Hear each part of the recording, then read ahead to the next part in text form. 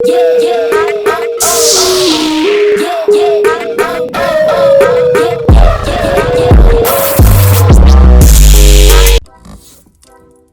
up? What's happening? What's popping? What's going on, everyone? Welcome back to another great episode of Symone with the Sports.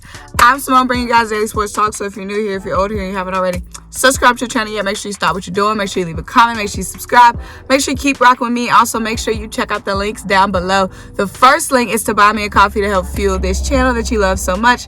The second link is to shop the official Symone with the Sports merch collection. Get you the classic tee, the wavy tee, or the brand new Jalen Make It Hurts tee. And the last link is to subscribe to our podcast, Tough Calls, where me and Dylan have some of your favorite sports analysts, reporters, former and current athletes chop it up with us on the pod. So let's get right into the video. First of all, my throwback Eagles, baby. So I got some explaining to do to y'all. First of all, it's Victory Tuesday. I couldn't get my video off on Victory Monday because I've been traveling. I'm about to tell y'all in a minute. But you know what I'm saying? Update. So one of my Eagles t-shirts is now lucky. I wore that t-shirt during the Panthers game. Obviously, we won. So I'm going to wear that shirt. Well, I'm not going to wear it on Thursday because, like I said, I'm traveling. It's dirty and I don't have no way to wash it. But I'm going to keep that shirt in spirit. Probably like a rally towel because I think that is lucky right now. 2, I got this new shirt, y'all. So I've been traveling. So that's why I'm in this truck and not in my studio. Why I don't have my pom-pom. So let me just explain to y'all.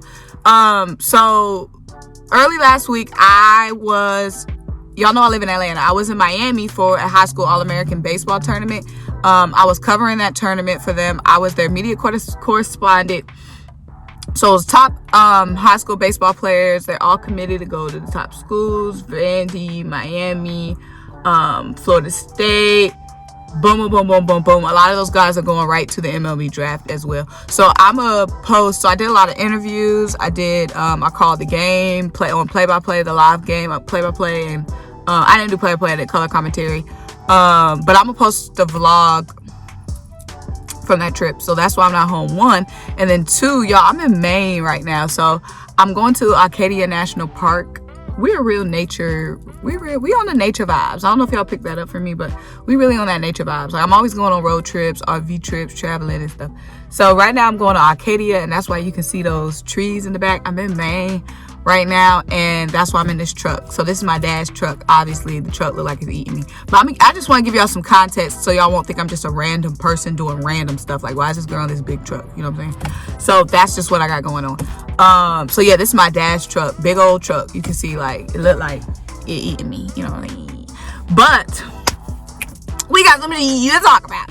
And I wanted to, even though, you know, my background and stuff is weird, I think this is better than doing the voiceover. Because when I don't mind doing the voiceover, but the voiceover is my last resort. Like, when I really, really, really, really, really want to get something off, but I have no way of recording a video. So I think this is better than a voiceover. So let's talk about the Tampa Bay Bucks, y'all, because it's Tuesday. And usually on Victory Monday, Victory Tuesday, you have time to enjoy your win before you have to come and start worrying about the next team. But we have this quick turnaround to Thursday night football. Thank goodness we're in Philly. We had this quick turnaround, and the Bucks have the quick turnaround too. But the thing is, obviously, the Bucks coaching and the Bucks players are way more disciplined than our players. So even though it's a quick turnaround, they don't have as much game planning to do for the Eagles as we have to do for the Bucks. What is in our benefit is that our players are younger than the Bucks players, so athleticism and body-wise, they're going to snap back quicker. But at the end of the day, guys, it's the Tampa Bay freaking Buccaneers. And I have about, okay, let's keep it a bean. Let's keep it hot with each other. We're underdogs. We know we're underdogs. This is Tampa Bay freaking Bucks. We know we're underdogs. But if there is a way for us to come out this game with a win, it's any given Thursday, baby. Any given Thursday. If there's a way for us to tell that Texas A&M. You know what I'm saying? That's why we play the game of football, because anybody can get upset. Anybody can come away with the win. But let me tell y'all, I have a couple of things, little things that we could do to help us against the Tampa Bay Buccaneers. So, or things to watch out for, besides the Bucks being a super monster offensive and defensive team. So let's get into it. 1, Nick Sirianni. So I have a lot of notes here, so let me go through my notes.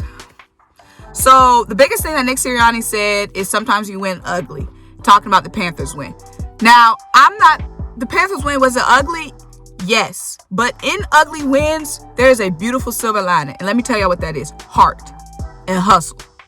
The team stayed in it mentally. They band together and thugged it out. Jalen Hurts showed up for us late. The defense always showed up.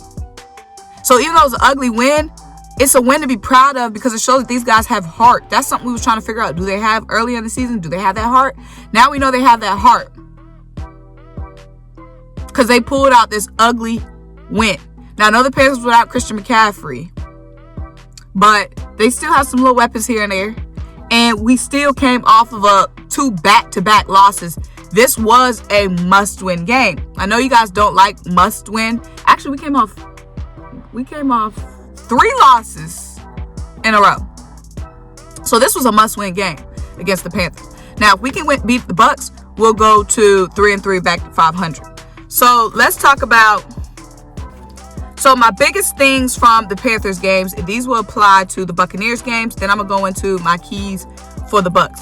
The biggest thing.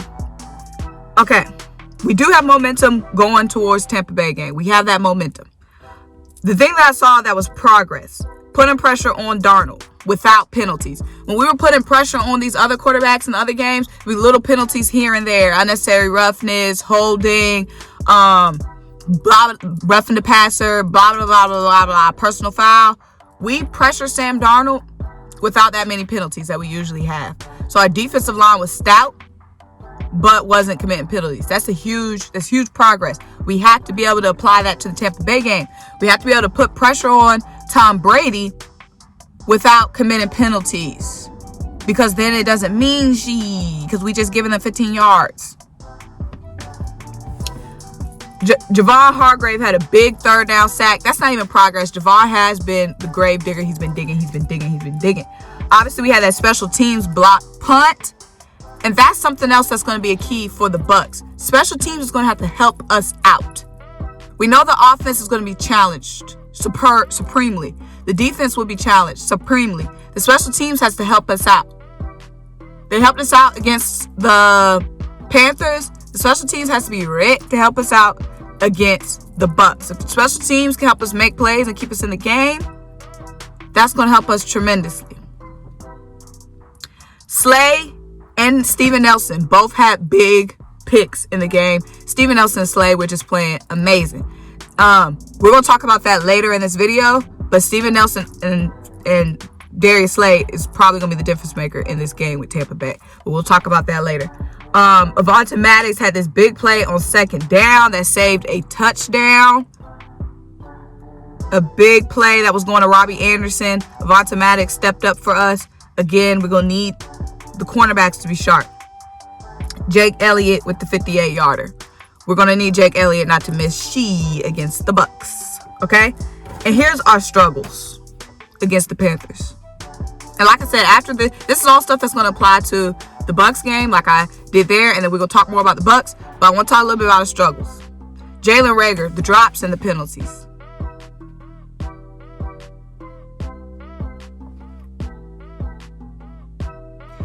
Let me know down below if you made it this far in the video, how y'all feel about Jalen Reagor right now. Right now, I'm feeling like give Quez his snaps. The drops, the penalties, when he's blocking, when he does catch the ball, him not being explosive.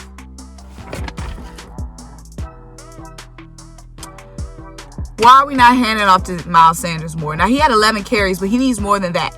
And some of y'all are saying like, oh, Miles Sanders isn't Christian McCaffrey. He's not an every down back. He's not whatever. Okay, but he's more than 11 snap back. Give him more carries than 11. Give him more carries than 11. It was 1st and goal after the interception. Why didn't we run the ball?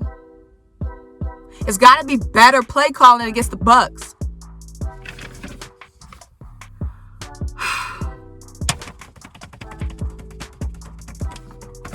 Okay, so now we're going to talk about the Bucs. And this is something that bothered me during the Panthers game. And this is something we're going to have to do against the Bucs. And I'm going to tell you guys why. If there's any weakness in the Bucs,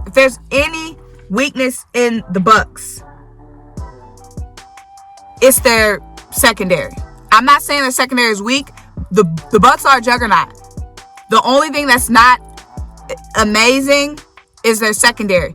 We have to take advantage and draw up plays downfield. We have to draw up plays downfield. Nick Sirianni hasn't been doing that consistently.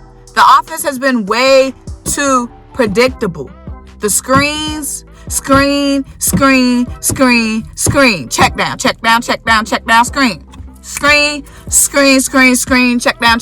down. One run to Miles, screen.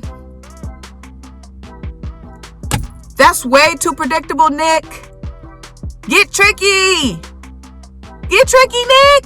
Draw up some plays and draw some plays for Jalen Hurts downfield. I don't know if Nick doesn't trust Jalen going downfield or if Jalen's not seeing any opportunities downfield. But we have to go downfield versus Tampa Bay Buccaneers. That defensive line is going to be putting that pressure on. The run game isn't going to be as reliable for us as it would have been against another team. Because have y'all heard of Vita Vea? Have you heard of Vita Vea and Nick Sirianni? He's going to be all up in Jalen Hurts' face. Jalen Hurts has to be able to perform under pressure, especially with Vita Vea, that mountain of a freaking mountain, moving in on him. So Nick Sirianni has to draw up plays for Jalen Hurts downfield. Where's the deep ball game? The offense is way too predictable right now. We have to go deep. Like I said, the only weakness that there is for the Bucs is the pass defense. Their corners have the lowest coverage grade of their team. So you guys know Pro Football Focus scores. Their secondary have the lowest scores out of pretty much anybody on the Bucs team. The main guys, Dean and Cockrell, both of them got barely a 70 coverage grade against the Miami Dolphins. So Tampa Bay against Miami last week, Tom Brady went 30 of 42 for 411 yards and 5 touchdowns. Their O-line isn't incredible, but their O-line held up. Their O-line is decent. We have to be able to puncture that O-line. Our defensive line has to go crazier than they ever went crazy. If we could put pressure on Tom, like I said, we have to put pressure on Tom without committing penalties. And we did that against Sam Darnold, but we have to do that against Tom Brady, a much smarter quarterback. Their offensive line, if we put pressure on their offensive line, and if we drop some plays to Jalen Hurts downfield, because the run game, I don't think it's going to be there that often. But if we can get busy with those deep plays, because another thing, when I'm saying about the deep plays, the offense has to be able to find ways to score quick, because the Buccaneers are going to run up the score. We have to keep up offensively, which means we need game planning that's going to get us down the field quicker. That's not the screen bullshit that Nick Sirianni has been on. All right. So another thing, this is why I said Darius Slay, Steven Nelson, and them have to be ready to go. Because the Miami Dolphins, they have 5. Tom Brady had 5 passing touchdowns. But the Miami Dolphins secondary was crusty, dusty, busted. If we could be better, which we know we can, Darius Slay, Nelson, Avonte Maddox, they have to be locked down. Because if we could just be a fraction of as better as the Miami Dolphins secondary. So Needman from Miami gave up 50 yards on 7 targets. Byron Jones gave up 120 yards on 10 targets. That's 12 yards per target Byron Jones gave up against Tampa Bay. Now I see why Dallas said bye, Ren.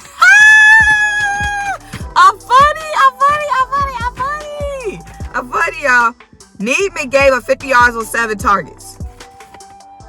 Okay? We can't do that. And we know Darius Slay. We know our secondary is better than Miami Dolphins secondary. We know Darius Slay, Steven Nelson, Maddox, and them boys are going to be better than that. So that's why I think we have a better chance than people think. We got better corners than Miami had. And we have a better D-line that's going to put more pressure than Miami had. Now, the thing is, Miami's O-line gave up 14 pressures. Like I said, that Bucks D-line, doesn't play. And Jalen Hurts has to be ready to perform under pressure. Okay? Jalen Hurts has to be ready to perform under pressure. And Nick Sirianni has to be ready to game plan under pressure. Like I said, if we're going to be in this game, like I said, Darius Slade, Steven Nelson have to be better than Miami Dolphins secondary, which we know they can be. Our defensive line has to put pressure on Tom Brady without committing penalties. We had another touchdown. I know it's not defense, but we had another touchdown wiped off the board because of penalties. Penalties can't be there. They can't be there, baby. No. And like I said, Nick Sirianni we have to be able to score fast. We have to be able to score quick. Nick Sirianni has to be able to draw up plays downfield for our man's Jalen Hurts. We can't dink and dive, screenplay, run, settle for a field goal in the red zone. This ain't no field goal game. This ain't no settle for no field goal party. So those are my keys. Darius Slade, Steven Nelson, locked down. You gotta be. Defensive line, pressure, but no penalties. Nick Sirianni and Jalen Hurts, you have to go downfield. Those are my keys. I got the keys.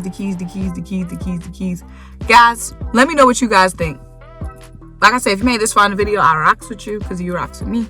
Make sure you like this video. Make sure you leave a comment. Make sure you subscribe, guys. Thursday, it's going to be interesting. And it can get ugly, like Lil Baby said, but hopefully it doesn't. But make sure you guys like this video. Make sure you leave a comment. Make sure you subscribe. Make sure you keep rocking with me. And until I talk to you guys next time. Bye!